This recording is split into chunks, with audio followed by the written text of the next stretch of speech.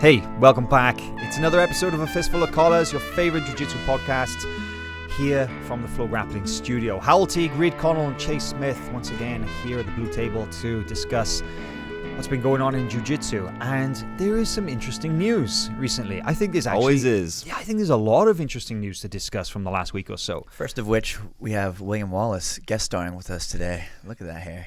Luscious. Right? You guys like it? All right. It is a very hairy podcast. I feel left out. Chase has got his hair growing. For the record, there's no competition happening right now. We just look like this.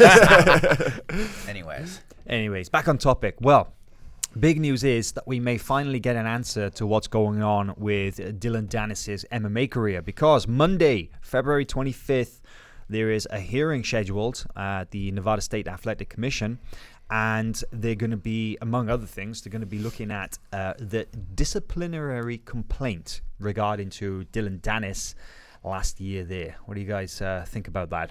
Yep, I know there's a lot of people out there, including myself, on pins and needles, waiting to find out what's going to happen to Dillon Danis. I hope nothing too severe. Maybe they'll count time served or whatever. You know, he's been out of action for quite a while now, and I'd love to see him back in the cage as quickly as possible. Yeah, he's 1-0. I want to see him get this second fight for sure. So. This is the thing, right? Because obviously Dillon was one of the brightest talents from jiu-jitsu and grappling to make that transition into MMA, and obviously working with the highest profile fighter in the world, Conor McGregor. And then he got into it ringside in that post-fight chaos legendary scenes, with Khabib throwing punches and stuff. So, he had one fight in Bellator, but since then he hasn't been able to fight. He's basically been in limbo until this resolution. So we could see whether he gets a suspension or whether he'll just be like a fined, or who knows. But we'll find that out on Monday, correct? Yeah. Khabib got like 6 months, and then I think like $500,000 fine. Yeah. And then like his teammates, I think, got 9 months to a year or something. So they got a little bit longer of a sentence than Khabib did. So I think you have to probably assume they jumped the cage though. See, I feel like there's a lot of details involved that I don't know. So it's hard to know where they're going to come down on Dillon, because Dillon did kind of like call him out, So it's like, did he kind of incite it or what, or was he just reacting? So it's going to be interesting to see where the Nevada Athletic Commission comes down on that issue, and they're notoriously kind of tough. So they can be. Well, like we said, fingers crossed. We get to see Dillon back in action soon. We obviously want to see him. It's going to be a big year for jiu-jitsu and MMA, I think. There's a lot already. So many guys. You got jiu-jitsu guys fighting for titles maybe this year. You got, of course, Ryan Hall had a huge win last year that I think sets him up for a big year. I'm talking about Lovato Jr. as well. Mackenzie Dern hopefully going to be making some big waves this year as well. Maybe we'll see AJ Agazarm get back in the cage. Of course, AJ stumbled kind of off the blocks, but, we know AJ is a resilient guy, so I'm sure he'll be back out there. But the talk of the town, and it's been everywhere, is, of course, Kron Gracie's debut in the UFC last weekend. Had a dominant performance over Alex Caceres and submission victory. What did you guys think watching that? Well, it's kind of to be expected, right? I don't know. I mean, I love Kron, and I wanted him to win. He was 4-0 coming into this fight. But Caceres was like 11-2, 11-5 or something in Kron's UFC fights. He was going into that with 100% finishing rate. But every one fight a year, though. I mean, to me, it was inactivity was the biggest question, and level of opponents. Like, he's in the UFC against a guy who's been a veteran for years and years. Since 2011, I think, is when I heard Caceres made his debut. Not a question. Come on, he'd already taken out guys like Kawajiri. Kawajiri's been fighting professionally for like 15 years or something. Yeah. So either way, I mean, you seem to be correct in this case, because Kron had a very easy time. It's amazing I could say that, right? Knowing the result has actually happened. I am correct. Yeah, he did. No, he went in there and he submitted it. And I don't think it was a huge surprise. It's what we were expecting. The question was could he pull it off? And he did. But the question is what do we think of the performance? How do you rate it? Well, even Kron said that he was hoping for a little bit more of a highly touted opponent, or a little bit. He wanted a bigger step up. He thought that Caceres was a little bit down from some of the fighters like Kawajiri and stuff that he had fought. UFC don't really give people tune-up fights, right? It's true. You want to go into the fire, UFC will throw you in there. Ben Askren, for example. Yeah, right. Getting Robbie Lawler in his first UFC fight. Yeah. No, I think there's always a question with the jiu-jitsu guys, like how what's their striking like? How are they able to close the distance? What's their wrestling like? You know, they obviously, we all know that Kron had great jiu-jitsu, but it's like, does he have the striking to keep a long, lanky guy like Alex Caceres at bay? And does he have the wrestling to get him down? And I think, I mean, you didn't His see much. striking looked really good too. You didn't see much of it. Did it? He had some nice boxing combinations that did set up like a little shot there. Yeah, he like the Gracie stomp still in action. Man, right? I think you have to be careful saying that because people used to say that Ronda had great striking. I said improve. Maybe I didn't say great, but improve, better. But they used to say that. They used to say, "Oh, she's such an effective striker." And to be honest, Joe Rogan used to say that. I think everyone else was I don't know. She did knock out Betch Kohea. So. True, but I mean, you wade in behind a couple of punches until they get the clinch, and I didn't really see that much wrestling either. Like the takedown that Kron hit was much. Kind of a jiu-jitsu. That's good wrestling, I think. Do it once. Right, it was like kind of like that exact same takedown that Renzo Gracie hit at was that in Ryzen or one. Was one? Yeah, sorry, one. Yeah. One, yeah, that's right. The broom. They call it the broomstick, right? Where you stick that leg all the way across. That far hook on the inside of the leg. And I was watching it live, and I was like obviously rooting for Kron, and I was like, all right, how's this gonna go? And then as soon as he took him down, I was like, yes, over. That's a wrap. It's done. over. No matter what, like you just kind of knew that the end was extremely nigh. Crazy fact that I saw was it's the first Gracie win since 1994 in the UFC. Wow. Yeah, that is a long freaking time. It's 15 years. Well, to be fair, only 2 Gracies have fought in the UFC in that time, I believe. No, three actually. There was Hollis had one UFC fight. Renzo had one UFC fight, and Hoist came back to. Hodger had a fight in the UFC too. Oh, he did. Yeah, he fought Tim Kennedy. Yeah, you're right. In the UFC. Or that was at Strikeforce. He had one fight in the UFC. Hodger, I think it might have been Tim Kennedy. It was because he cut like a massive amount of weight to get down to 185. And I mean, if you've ever met Roger, he's not a 185. He's huge. He's a big guy. So that weight cut like pretty much killed him, right? I'm sure the UFC is very happy with a renewed interest from a stalwart, jiu-jitsu base, really getting back into MMA action.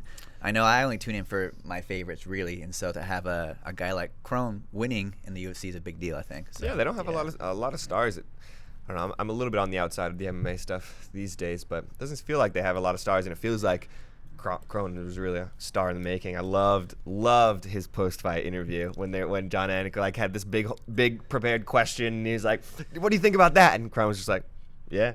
And then he's like, "We're talking through the finish," and he's like, "Yeah, pretty basic stuff, man." Choked the shit out of him. Like I just love the attitude. It is a little refreshing, right? Some of the other jiu-jitsu guys that may not be named come in talking a lot of trash and really trying to make a brand for themselves, and Kron seems to be going the other direction, branding himself as maybe the anti-hero. Well, you just mentioned the magic words there, trash talk. And this is something that we posted on the site this morning, and everybody's interested to see, because Kron is a very good example of that. Just the traditional stylist, jiu-jitsu guy, doesn't say a lot, lets the jiu-jitsu do the talking, and one of the best examples that we've ever had for that kind of thing in the sport is Marcelo Garcia, right? He's kind of like the prototypical humble champion, right? 4-time ADCC champion, 5-time IBJJF world champion, absolute legend in jiu-jitsu, one of the nicest, quietest, most friendly guys that you could hope to meet, and never any controversy attached to his name or anything like that.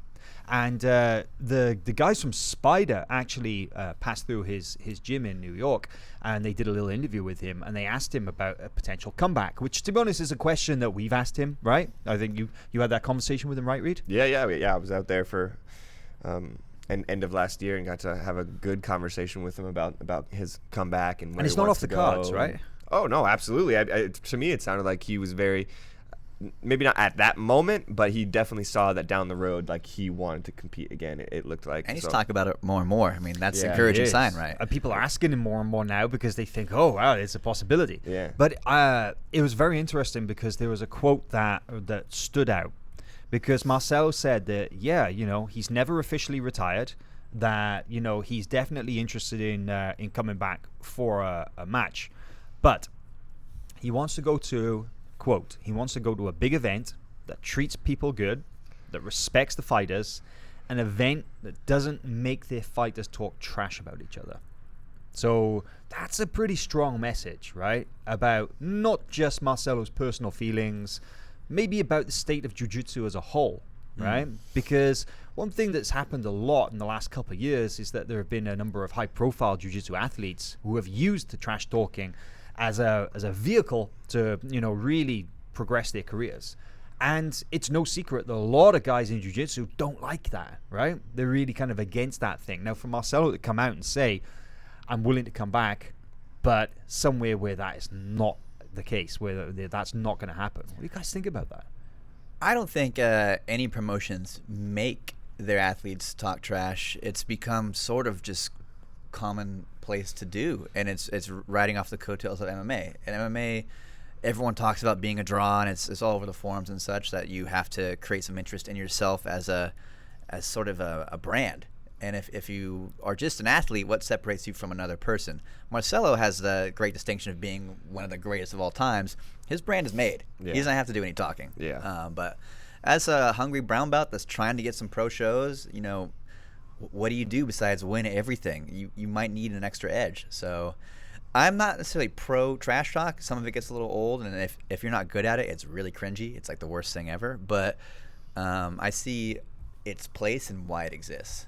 Yeah, that's a really interesting take on that. I think it is interesting that Marcelo can, sit back and just kind of say, well, he's already got his name. He doesn't need to go out there and market himself in any way, shape, or form. Everybody knows who Marcelo is. But what do you think, Reed? Do you think it's necessary for an up-and-comer to have to talk the talk? Well, I still think that trash talk in jiu-jitsu is still pretty mild. I don't think some people I see saying it's a real big problem. I think generally, the sport is still generally pretty respectful. But there obviously are a lot of big names, and people have like you said, hung their hat on a lot of that stuff. And yeah, I mean, I think you can't fault anybody for trying to, make a little bit of money in this sport a little bit, So and if you can drum up some interest, kind of anyway, in exactly like you said, Marcelo doesn't have to drum up any interest. He won it all already, or not already, but he won it all, So that's his niche, is that he is one of the greatest of all times, or if not the greatest of all time. So, I never fault anybody for trying to drum up a little extra interest. Certainly, I think if anybody's trying to talk trash about Marcelo Garcia, I don't think it's going to be met very well in the community. Quickest way to become ultimate heel. Yeah, I don't really know exactly what you're going to talk trash about Marcelo about, but but hey, I want to see people be authentic. That's really, and if you're a confident young braggart and that's authentic to you, then that's who I want to see. I don't want to see you not be that person. But if that person you are is a quiet, humble killer, then be that person. I want to see people be the authentic selves. I do think that Dillon Danis is being his authentic self for most of it. So that's just what I want to see. I mean, it's no secret that's been Dillon's personality for a long time, because in 2017, Dillon, and the connection with Marcelo was severed because of that, because of his antics, his personality.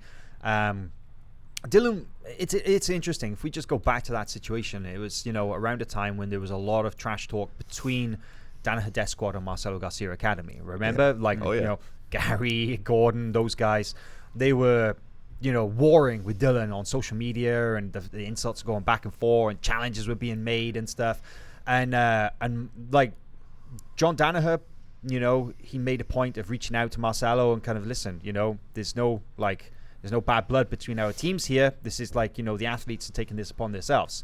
But Marcelo has a much more of a hands-on role in kind of what he expects from his athletes in terms of conduct, shall we say, And I think whereas John is very much a libertarian in that respect, that he kind of lets the guys do what they need to do, and he focuses on the jiu-jitsu. Marcelo is much more of the old school kind of sensei, kind of like the traditional martial artist who's very much wrapped up in honor and respect. And he's like, guys, if you're going to represent me, my team, it's my name on the door, it's then he expects certain standards. And trash talking was absolutely unacceptable to him, Well, let's not forget, too, that John Danaher is very involved in MMA. He's George St. Pierre's coach, and very aware of what it means to be a draw and to sell and to make a name for yourself. So he's probably more accepting of antics and trash talk that would accomplish those goals, instead of Marcelo, where in the past jiu-jitsu really didn't have a pro scene and winning was all that mattered. So it's just two different, I think, backgrounds really and histories. Great point, really is. But isn't it interesting though that I think that Marcelo's message was like, hey, no trash talking, please, was met with such support. Because I definitely feel that there is, like, if you read the comments on social media in general, there does seem to be a little bit of a, I'm not saying like a backlash, but it definitely seems that people are kind of getting a little bit over trash talk, at least when they feel that it is, as you say, inauthentic, if it's forced, it's if it's manufactured simply to try and get attention, people can smell that a mile off, right? I mean, I think the best example I can think of is the rise of Conor McGregor, right? Like I remember being excited to watch him win when he called out like 50 G's Dana after he won that fight, and was just like some young guy that's on the rise and like just pumped to be doing something big with his life, and confident. He was calling everybody out because he thought he could win.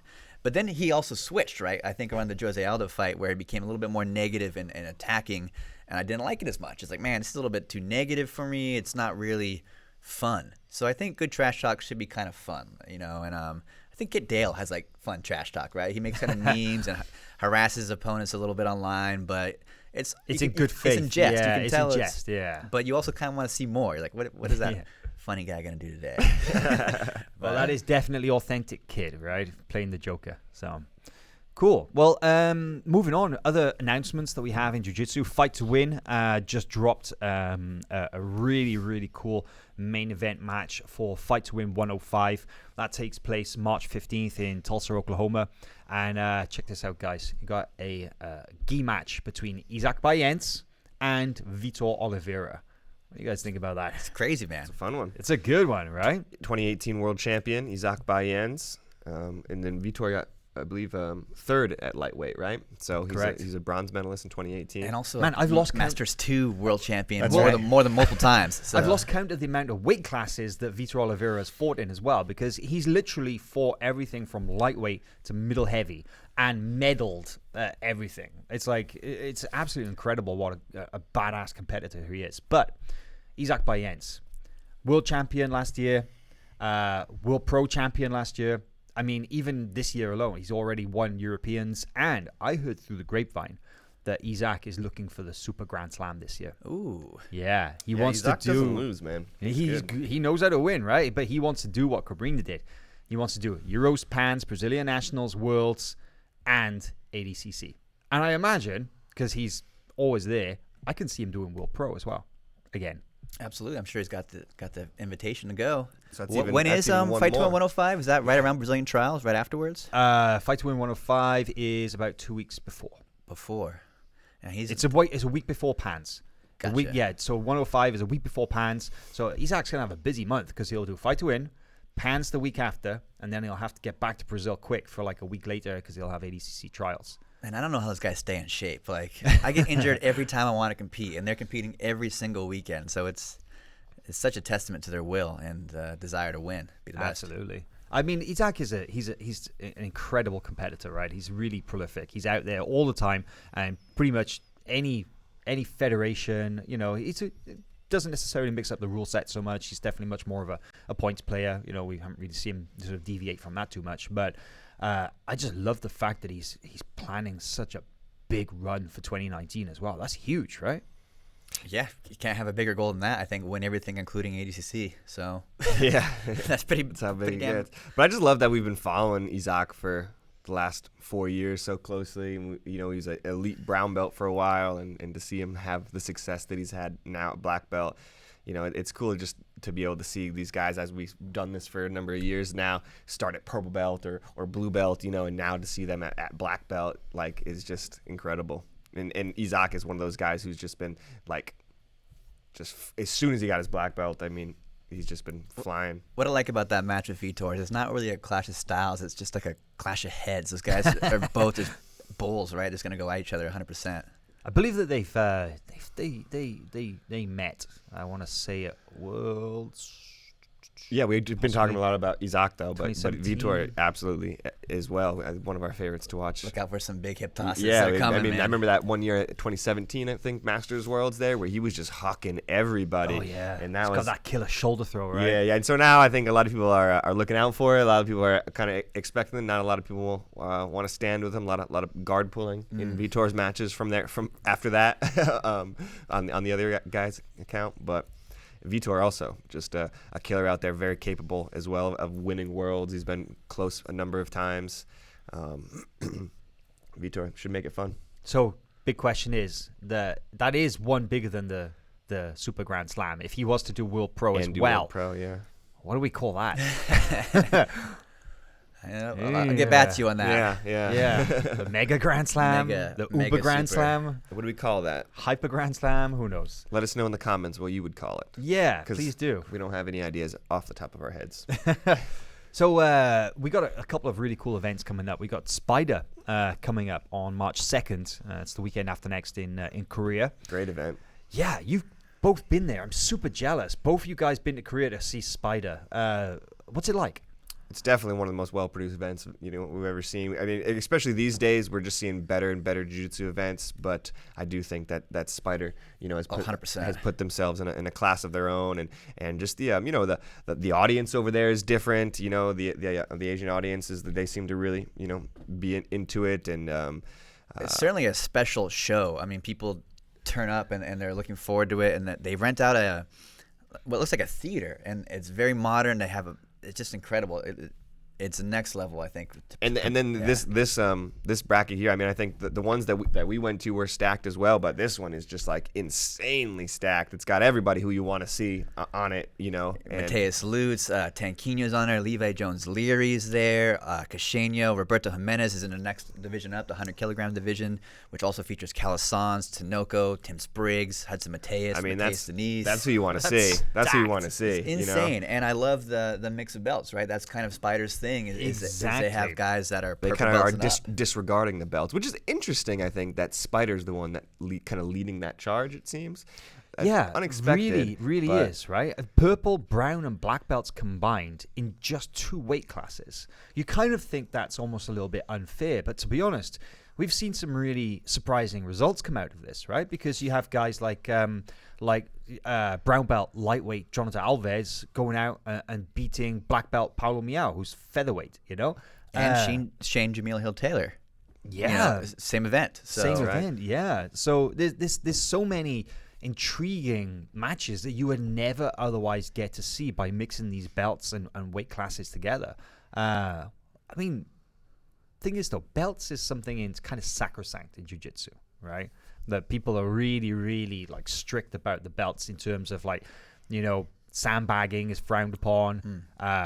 This is a great way to get rid of that. Fake belts is even more frowned upon, right? If you go up a belt when you're not supposed to. Yeah. So by just disregarding all that and just putting them all in the same pool, like, wow. I mean, that's kind of like really breaking tradition, right? I'm all for it. We've talked about this a little bit on the show before, and I think the results prove that these kids can do it. That the elite younger generation purple belts and brown belts may not be as seasoned, but they could win a 7-minute match, against anyone on the right day. So to me, it's just a lot of fun. I think it's maybe the next evolution in pro jiu-jitsu. Yeah, definitely.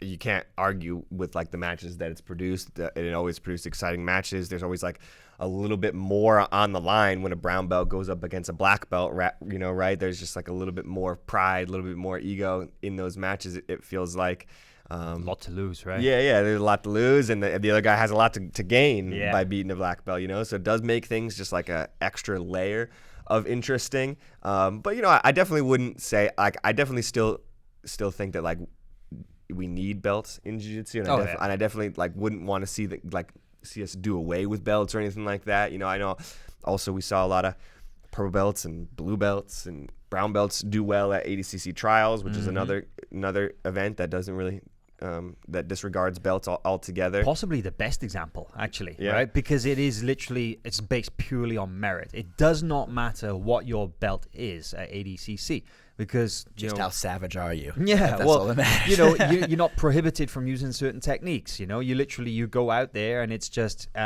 weight class. That's it. Open to everybody. You could be a freaking white belt. It doesn't matter. If you're a good grappler, you go in there and you prove it just by the matches.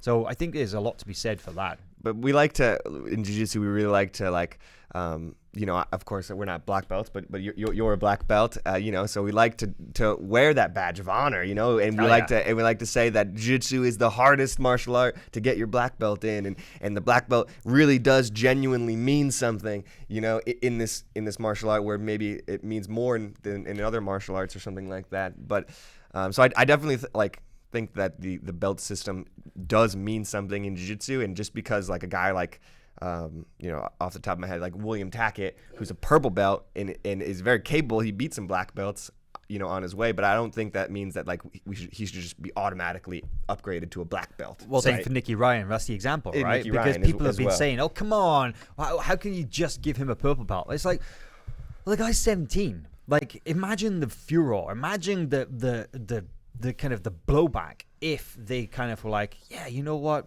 Give the kid a black belt."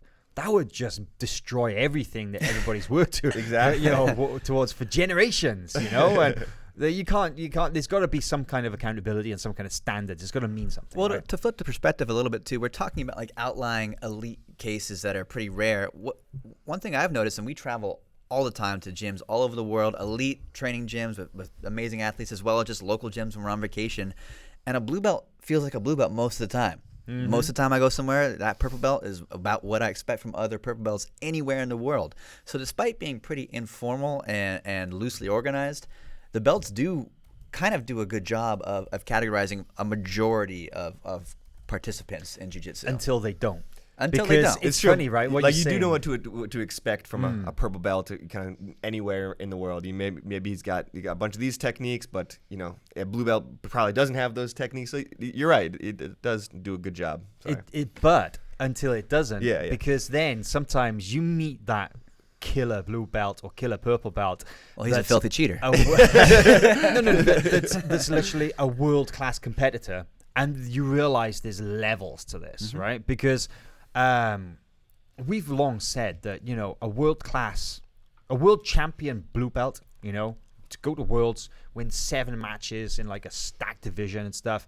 That guy, That's very hard to do. very hard to do, and the level of matter what dedication, training, preparation, investment that goes into something like that is something that normal people don't do, right? So for the average guy who trains, let's say 3-4 times a week as a hobby or something, even if he's a brown or black belt, that blue belt will usually murder them, like straight up murder them. And I've been murdered. right? I mean, By that kid. You guys are both very solid purple belts, and you've gone out there and you've gone to certain gyms and you've rolled with purple belts that don't feel like normal purple belts, right? They feel like, hang on, that's the kind of shit you'd expect from a black belt. There's right? definitely a competitor tag, right? Like if anyone is a competitive athlete that has a chance of making the podium at any of the majors, they're gonna be a step above. Yeah. But that's okay. I'm totally fine with that. Yeah, these are guys trying to be professional athletes, right? They should be better than I would hope so. hobbyists or whatever, like.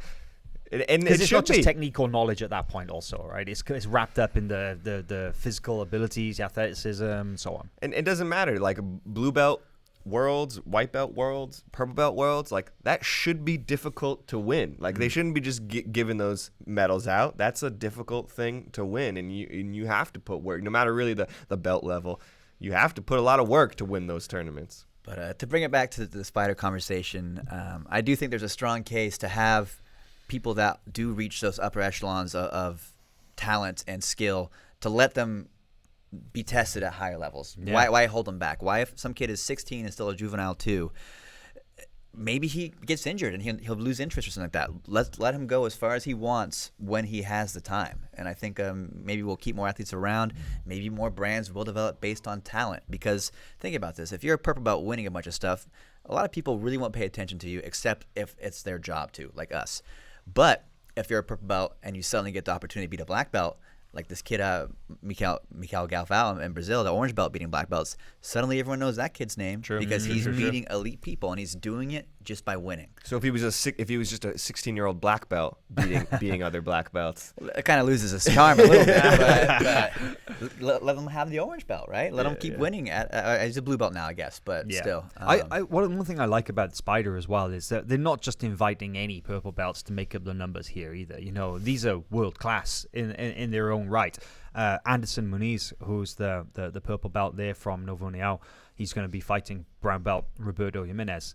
It's a great match. It is a great match. Two but, young comers. Anderson's a European champion, most recently there in Portugal. Obviously, we saw Roberto, succeed at the highest levels as a purple belt himself. Now he's a brown belt, but these are two, top of the tree competitors in their own right.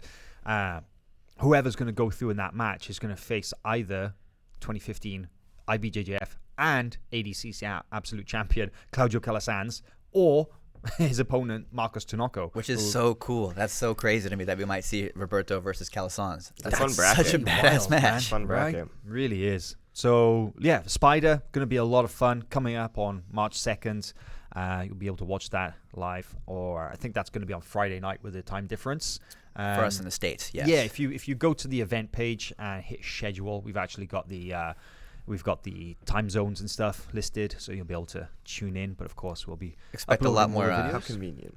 A lot more content next week about Spyder. You'll definitely be aware of the event because we're very excited about it. Yeah, 100%. We have somebody going there as well, so it'll be great to cover that.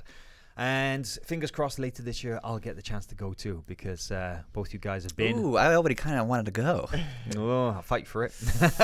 You are the black belt here, so I don't know about that right now. I haven't been training much. You could probably beat me. So, but I can.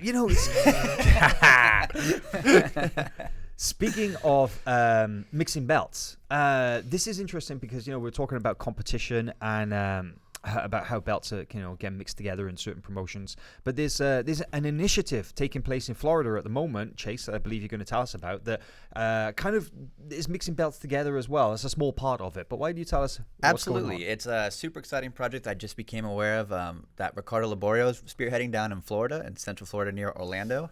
It's called, now you're going to have to forgive me on this, my Portuguese is pretty bad, Resenha? Rezenya. Rezana, I believe. Rezana, yes. Resenha, which means hangout in English. And it's getting jiu-jitsu in the collegiate system. It's a really cool project that I just learned a little bit about this morning, so bear with me if I'm skipping some details here. But essentially at this first event, which takes place very soon, on March 2nd at 10 a.m. at University of Central Florida, there's going to be three main events that are happening inside this one major event. There's going to be a seminar, which is going to have Jesri Matuda, Adolfo Vieira, and there's one more. Jacare, that's right. Jacare is going to be there. That's a hell of a seminar. It's a hell of a seminar, and I'm sure Laborio will be also speaking at that as well. And then there's going to be an open mat segment of the event where everyone can get together and train and hang out and meet one another. But then there'll also be competition, as we mentioned earlier, between only university students present. So the idea is that it gets everyone involved. Laborio was saying to me that only really 5% or so of regular training partners are competitors at a gym. Oh, yeah, that's right. Everyone else is there just to have a good time, to improve their lives and do something fun. He wants everyone to be involved in this event. And so he's really excited to also get more people aware about jiu-jitsu at this event, because in October, he's actually going to have classes at UCF, an elective class, not a rec class that you sign up for, but you must be a student at UCF to learn jiu-jitsu. So jiu-jitsu has officially made it into the U.S. collegiate system, which is pretty damn cool, I think. Wow. Well, I mean, we've often talked about the UAE is a leading example of putting jiu-jitsu in the educational system, but people have often asked, like, man, or wondered, how cool would that be to have it as like a college sport here in the States and stuff? That's kind of an interesting proposition. Absolutely. And what Laborio is doing here is definitely leaving that option open. The idea is not competition focused or driven. He wants jiu-jitsu to spread to all, but if it turns into a team versus team thing where other schools can compete against one another, that component exists. But there's a whole nother charity element too, where he's getting basically people involved with their communities, and he's getting into high schools there already. So Laborio is really doing some really cool things in Florida right now. Because some schools, some universities or colleges, they'll have like, you know, maybe some classes here or there, right? But I think this isn't just a case of like some independent coach or teacher kind of just offering a class to some guys. He's actually trying to institute and grow something a little bit bigger. Is that right? Absolutely. He's integrating with the school system itself, and again, it's not just a physical activity. It's a culture where people help one another, and he's really driving home that jiu-jitsu is more than just another sport. So he's definitely connecting with other faculty members, and it sounds like a really exciting project. We'll definitely be following up with a little bit more information there soon, but just want to give a shout out to Laborio and let you guys know about that. Could you imagine if like Penn State had a jiu-jitsu team? They kind of already do. Like Iowa had a jiu-jitsu team. Like that would be insane. Oh, it would be wild, right? It seems to be a Florida-bred concept, right? Wagner Hosha has his major league of jiu-jitsu, I think that's what they call it, and that's team-based as well by state that he's trying to get going. So maybe some think tanks going on down there, some groupthink. But I'm very excited to see where this goes, and it's great to see jiu-jitsu make it in the schools, you know, and to get everyone involved. So I like that quite a bit. Could be super cool. Moving on, one thing that we wanted to talk about, it's in the title of the podcast this week, is that we wanted to talk about emerging talents in 2019. Ooh. Because there are lots of them, right? Just humble wait. as ever. But we talked a lot. This mustache has got to bring it out a little different side of Chase. Feeling ornery. Yeah, getting confident. Yeah. Back down. But no, we talked a lot about emerging talents in 2019. We talked a lot, for example, about Levi Jones-Leary, right? Because of his incredible performance going out and beating Lucas Lepri, Europeans in his, you know, not his first major technically, because he'd fought in the Abu Dhabi Grand Slam a week before, but you know, it was one of his first major black belt competitions, and Levi, you know, he got the attention of the entire community by doing that, right? Lots of people have been talking about him, so it's no secret that he is obviously an emerging talent, somebody to keep an eye on going ahead in 2019. But there are some other names out there as well, right? There are some other guys who are poised to do great things. And you know, who's out there? Because you know, we're always looking for the next big thing, right? And people always want to know about these up and comers. Who have you got? Who's on your radar? Man, you can't deny. I think we're both gonna say the same thing here. The Tackett brothers. Ooh, those two kids. They're not doesn't black look like belts. he was gonna say that. They're Are we emerging black belts, or I mean, I'd say emerging talents. Oh, okay, okay. I would kind of look to brown or black, because I think that there's a lot of like new black belts coming through, and there's always like some brown belts, because we had a lot of brown belts were promoted last year to black, and now there's a lot of other brown belts out there kind of, you know, doing their thing, that it's their time to shine. You know, this is their season. So well, I'm still going to vote Tackett Bros, because they've Will, the older one who's 17, has podiumed twice at ADCC trials, both East and West Coast. That's pretty damn amazing for some kid that I knew about. He's locally known really well here in Texas, and suddenly he's kind of made a name for himself on a national stage. So to me, that if that's not emerging talent, I don't know. Man, who it's is. great that it really is great. I do agree that it's great that ADCC allows that, and allows these guys who have the talent to compete with black belts to make names for themselves. Because you're totally right? You know, because William has been winning blue belt juvenile tournaments for a while, and he just got his purple belt, but I'm sure he's already got some purple belt tournaments under his belt as well. And so he doesn't really get the chance to, you know, get the shine, right? But ADCC really does give all those guys a chance, and so it is great that more people are learning about him and a bunch of those other guys. Mason Fowler, not a black belt as well. That's another good pick. yeah, because the problem is a lot of these brown belts, especially with the divisions usually running at the same time as black belt divisions. Obviously, our focus is going to be on the black belts, and sometimes it's difficult for us to give the brown belts comprehensive coverage at these major events, like, say, you know, IBJJF Europeans or PANs or whatever it might be. We do our best, right? But there's only so much you can do when Lucas Lepri's fighting over there, and you know, this up and coming brown belts over there. It's not a difficult choice. Yeah. But I mean, looking at those guys, though, the brown belts of today, the black belts of tomorrow, you know, and those guys are poised to have great careers in the sport. So what about specifically IBJJF? As we're getting deeper into the season now, are there any guys competing on the circuit who stand out for you guys? I have one, for example, I'd like to talk about. Yeah, go ahead. Brown belt who's really just going out there and pretty much winning a lot of things at the moment is Ronaldo Jr. from Atos. Oh, man. Killer. Dude, I was there last week for doing some content for ADCC, and I went to their Atos competition class. Man, Ronaldo Jr. really stuck out to me. He was all over the place. So athletic, just like really intense jiu-jitsu, and he was running guys down. You know, that's a big mat, and he's running guys left and right, and you couldn't not watch Ronaldo Jr. because like he was just going crazy. And it was the Atos competition class with Keenan and Michael Lear Jr., plenty of guys to watch, right? But I was like fixated on Ronaldo Jr. because he looked so good. You said the word intense. He is like, he brings an intensity to whether it's competition or training. I remember, I don't even remember exactly which tournament it was, but it was a major one, and he won gold, as you'd expect. He has a habit of doing that, and he came off the mat with a little bit of a grin, a little bit of a smile, which if you know Ronaldo, he doesn't do that a lot. Yeah. But it was funny because all of his teammates were making fun of him, and they were like, finally he's smiling about something, because he is just so intense. Sounds like Jamil. Everybody's making fun of Jamil because he smiled too. That's so funny. Let these guys show a little emotion, teammates. They'll never do it again. I know. I think Ronaldo brings up another name, Jake Watson. So those two have been going head to head a lot, Ronaldo and Jake. And Jake is based there in Arizona, and a really fantastic guard and crazy triangles. He's always seemingly riding someone around the mat as they carry him in a triangle. But yeah, he's funny. He's got a fun style. I think he's due for a black belt soon. He's fantastic to watch. And you mentioned Mason Fowler is there. That's a great one. Obviously, he just won ADCC trials, but Mason's a brown belt, right? Yeah, and a very recent brown belt too. You know, he won worlds at ultra heavyweight, right? In 2018 at ultra heavyweight, and purple then belt. At purple belt, and then got his brown belt right after that. So he's not even a year at brown belt. I just saw that he's going to be training with Kyle Terra and Yuri Smoley's full time now, which I think is you can't get much of a better move than that, in my opinion. A lot of big guys over there, Benji Silva. So that's a great place for him, I think, and I think that'll do wonders. I mean, he's already beaten just about everybody, in his way thus far. So, but there's a guy I want to highlight here. I don't know if you guys know.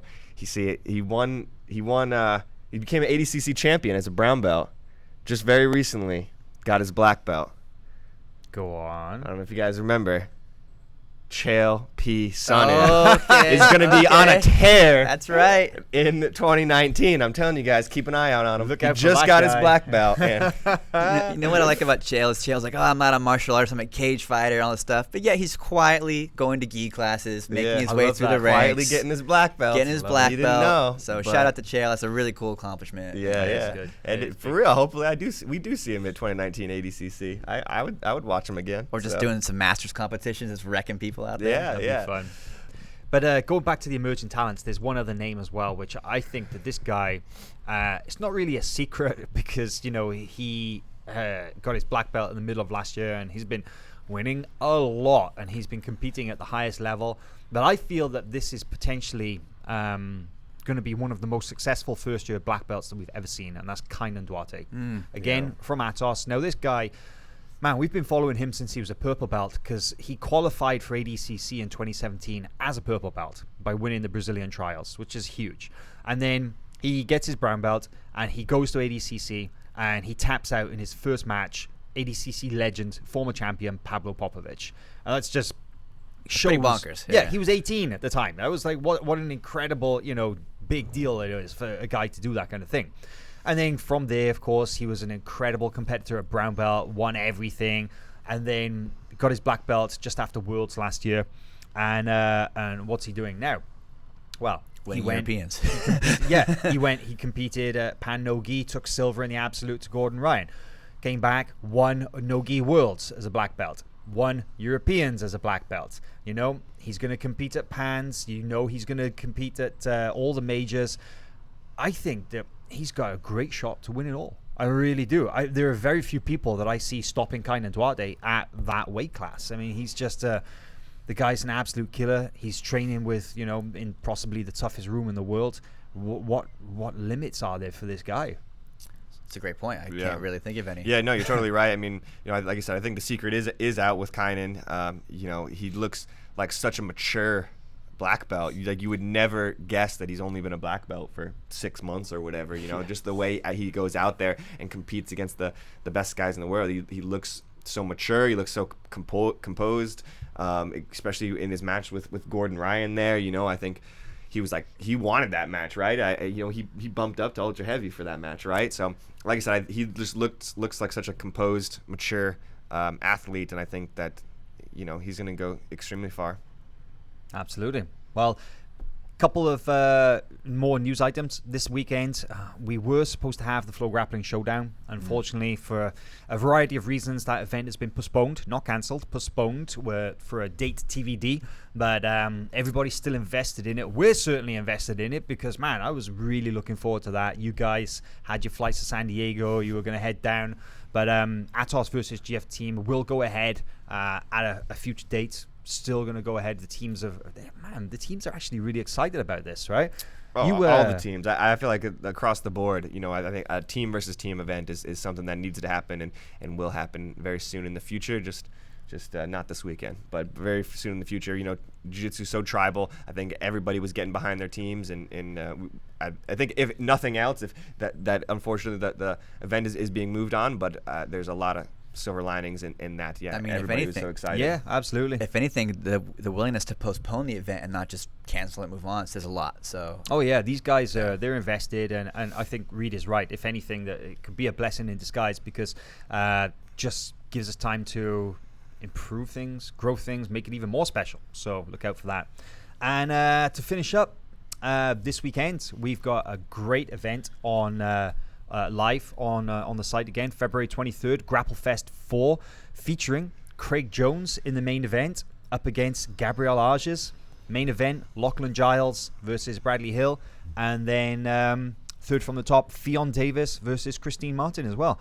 3 very intriguing matches. What do we think? It's a lot of fun, man. It's I know the main events at least are 15-minute submission only, no points, referee's decision if it comes to no sub at the end of the time limit. And man, it's hard to pick Craig Jones versus Gabriel. There's such a great clash of styles, as we say. And you got to speak to Craig as well, right? I did. And Craig is very pumped. He was originally supposed to face Jackson Souza, and then he was more excited to hear that he could face someone like Gabriel Arges because Gabriel is so accomplished in another style. He's a world champion in the gi. Hasn't really done any events that I can think of since 2015, I want to say, where heel hooks and reaping and things like that are legal. So, of course, those being Craig's main weapons. It'll be very interesting how that plays out. And Gabriel seems very well prepared, though. He's training with Hamlo and the boys, a lot of ADCC experience in that room.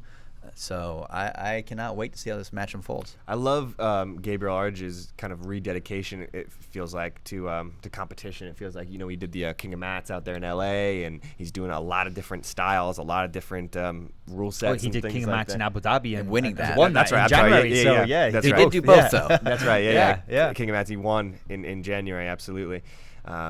And so I love that he's like, just jumping into all these different, it's what is it? It's February. So like, this isn't technically no-gi season. But he's getting ready for trials. Oh, so that's what it is. So basically ADCC trials at the end of March in Brazil. You have to think that this is Gabriel looking forward to that. Man, it's quite a test too, right? It's quite a test. Not a warm-up, I'd say. No, absolutely not. It's a big challenge. But, there's no secret that the Gracie Baja Northridge guys have been training a lot of no-gi recently. And, with the view to go to ADCC later this year. So I think Gabriel versus Craig is a really intriguing match. I think it's absolutely incredible. Like you say, big clash of styles. Clash a number of things, actually. I'd say Craig's got probably a bit of a physical advantage over Gabriel, but as we know, Gabriel's an incredible technician in his own right, amazing back takes. And he's got leg locks too. He does. He's got that knee bar, but I was thinking he should avoid the 50-50 position with Craig. That's one of his positions though, right? It is, but I think Craig wins out on that one. But looking back at some old footage, Craig has been on Grapple Fest before. He faced Mateus Danis at Grapple Fest 2. And IBJJF style is taking on kind of the submission-only guy. And what we saw in that match was Mateus really trying to move around Craig, and he was afraid to penetrate. Not afraid, but Go underneath. he wasn't going through the guard, and so sort of a stalemate. I think Craig is willing to change his strategy this time. That's one of the things he talked about in our interview was, should the match look like a stalemate, he's willing to open up his game a bit more this time around. I think he's had to learn that the hard way, right? Because he had that horrible match with Toquinho, and he had a very uneventful match with Mateus Diniz as well.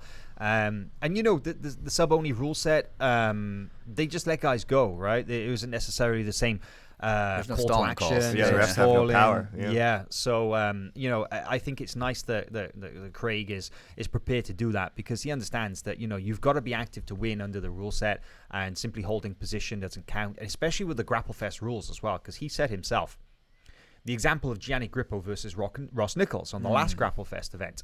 Gianni passed Ross's guard twice, but Ross's heel hook attempts, so leg lock attempts, counted for more under the judging criteria. It's much like fight to win, right? Submission attempts above all else. So, Craig knows that he's going to have to be active in looking for a finish, because Gabriel's obviously going to be looking to advance position. So... But I think clash of styles. A big difference there, too, is Gabriel might be more of a student of the game than some of Craig's past opponents. And I'm sure he's done his homework, watched a lot of tape. He knows, A, what Craig is going to do, and B, I think what the competition requires. So it's going to be a great matchup. Hear that. Yeah, like look that forward one. to that. Grapple Fest 4 this weekend on FloGrappling. Guys. And Lachlan Giles and Bradley Hale, it's a great one. Fionn, always good to see her out there, too. So there's a bunch of good matches there. Be a lot of fun. So we'll do this again soon. You say so. Good time to cap it this week. A lot of interesting news, and I'm sure a lots more to come. Jiu-jitsu never stops. More events, lots more to come. Yeah. Guys, we'll see you again next episode.